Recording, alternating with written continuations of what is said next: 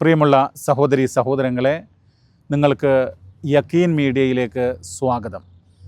യക്കീൻ media Saudi Indian Islamic centre Riyadh ഘടകത്തിൻ്റെ ഒരു YouTube ചാനലാണ്. ഇസ്ലാമിക പ്രബോധന പ്രവർത്തനങ്ങൾക്ക് വേണ്ടി നിർമ്മിച്ചിട്ടുള്ള അല്ലെങ്കിൽ അതിനുവേണ്ടി പ്രവർത്തിക്കുന്ന ചാനലാണ് യക്കീൻ മീഡിയ എന്ന് പറയുന്നത്. പരിശുദ്ധ ഖുർആനിൻ്റെയും സഹിയായ തിരുസുന്നത്തിൻ്റെയും തനതായ പ്രബോധന പ്രവർത്തനങ്ങളാണ് ഈ ചാനലിലൂടെ നിങ്ങൾക്ക് ലഭ്യമാകുക. നിങ്ങളുടെ സഹകരണങ്ങൾ, പ്രത്യേകിച്ച് ഇതിൻ്റെ ശ്രോതാക്കളായിട്ട് നിങ്ങൾ മാറണമെന്ന് സ്നേഹത്തോടുകൂടെ ഉണർത്തുകയാണ്. നിങ്ങൾക്ക് അഭിപ്രായങ്ങൾ പങ്കുവെക്കാനുള്ള അവസരങ്ങളുണ്ടാകും, ചോദ്യങ്ങൾ ചോദിക്കാനുള്ള അവസരങ്ങളുണ്ടാകും. അപ്പോൾ ഓരോ വിഷയത്തിലുമുള്ള നമ്മുടെ പ്രഭാഷണങ്ങളും അതുപോലെ ചോദ്യോത്തരങ്ങളുമൊക്കെ ഇതിൽ നമ്മൾ പ്രക്ഷേപണം ചെയ്യാനായിട്ട് ആഗ്രഹിക്കുന്നു. അതുപോലെ ലൈവ് പ്രഭാഷണങ്ങളുണ്ടാകും എന്നാണ് നമ്മൾ കരുതുന്നത്, ആഗ്രഹിക്കുന്നത്. നിങ്ങളുടെ എല്ലാവരുടെയും ഒരു സപ്പോർട്ടും സഹകരണവും ആവശ്യപ്പെടുകയാണ്. അള്ളാഹു അനുഗ്രഹിക്കട്ടെ. അൽഹംദുലില്ലാഹി റബ്ബിൽ ആലമീൻ വസ്സലാത്തു വസ്സലാമു അലാ സയ്യിദൽ മുർസലീൻ അമ്മാ ബഅദ്.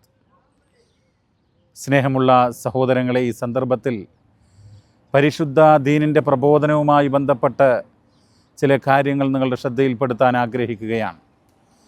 അല്ലാഹു സുബ്ഹാനഹു വ തആല പരിശുദ്ധ ഖുർആനിൻ്റെ 12-ാം അധ്യായം 108-ാം സൂക്തത്തിൽ പറയുകയാണ്, ഖുൽ ഹാദിഹി സബീലി അദ്ഉ ഇലല്ലാഹി അലാ ബസീറ അന വമനിത്തബഅനി വസുബ്ഹാനല്ലാഹ് വമാ അന മിനൽ മുശ്രിക്കീൻ. പറയുക പ്രവാചകരെ, ഇതാണെൻ്റെ മാർഗം. ഇതാണെൻ്റെ മാർഗം എന്ന് പറയുമ്പോൾ വളവും വക്രതയുമില്ലാത്ത പരിശുദ്ധ ദീനുൽ ഇസ്ലാം, ആ ദീനുൽ ഇസ്ലാം ഖുർആനും പ്രവാചകൻ്റെ തിരുചര്യയും, അതിലേക്ക് അദൂ ഇലല്ലാ, ഞാൻ അള്ളാഹുവിൻ്റെ മാർഗത്തിലേക്ക് ക്ഷണിക്കുന്നു. അലാ ബസീറത്തിൻ, ഉൾക്കാഴ്ചയോടുകൂടെ വിജ്ഞാനത്തോടുകൂടെ. ഈ ആയത്ത് പഠിപ്പിക്കുന്ന ഒരു കാര്യമെന്ന് പറയുന്നത്, മുഴുവൻ വിശ്വാസികളും ഇസ്ലാമിൻ്റെ പ്രബോധകന്മാരാകണം എന്നുള്ളതാണ്.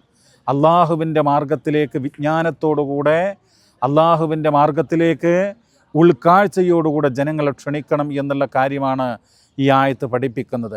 അലാ ബസീറത്തിൻ എന്നുള്ള ആ പദപ്രയോഗത്തിന് പരിശുദ്ധ ഖുർആനിൻ്റെ വ്യാഖ്യാതാക്കളായിട്ടുള്ള ഇമാം ഇബ്നു കസീർ റഹ്മഹുല്ലാ രേഖപ്പെടുത്തിയിട്ടുള്ള ഒരു കാര്യം,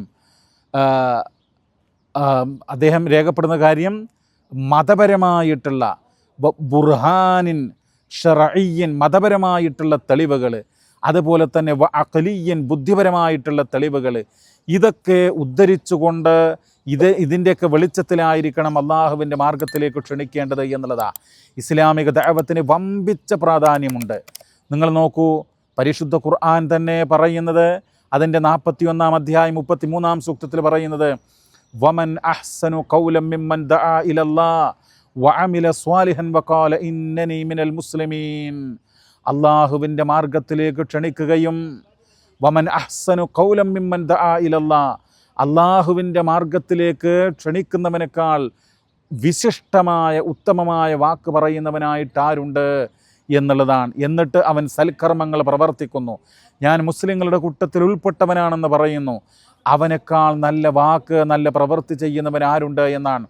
അപ്പോൾ ഈ മഹാപ്രപഞ്ചത്തിൽ ഏറ്റവും വിശിഷ്ടമായൊരു പ്രവൃത്തി എന്ന് പറയുന്നത് ഈ പ്രപഞ്ചത്തിൻ്റെ സൃഷ്ടികർത്താവായ അള്ളാഹുവിൻ്റെ മാർഗത്തിലേക്ക് ജനങ്ങളെ ക്ഷണിക്കുക എന്നുള്ളതാണ്.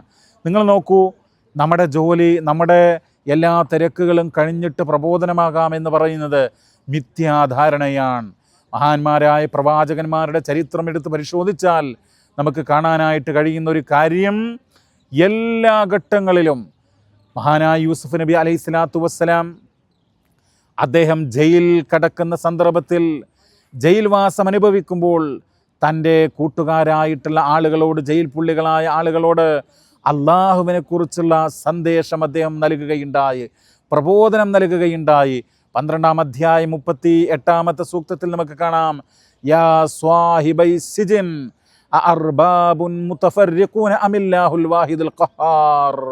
അദ്ദേഹം ചോദിക്കുകയാണ്, എൻ്റെ ജയിലിലെ 2 കൂട്ടുകാരെ, അർബാബുൻ മുതഫർരിഖൂന, വ്യത്യസ്തമായിട്ടുള്ള രക്ഷാധികാരികളാണോ, വ്യത്യസ്തമായിട്ടുള്ള നാഥന്മാരാണോ, ഖൈറുൻ അമില്ലാഹ്, അതല്ല ഉത്തമം, അതല്ല ഏകനായിട്ടുള്ള അൽ വാഹിദുൽ ഖഹാർ, ഏകനായിട്ടുള്ള, അതോടൊപ്പം തന്നെ സർവാധികാരിയായിട്ടുള്ള റബ്ബാണോ അള്ളാഹുവാണോ ഉത്തമം എന്ന് അദ്ദേഹം ജയിലിൽ കിടക്കുന്ന സന്ദർഭത്തിൽ ജയിൽവാസികളോട് പോലും പ്രബോധനം ചെയ്യുകയാണ്.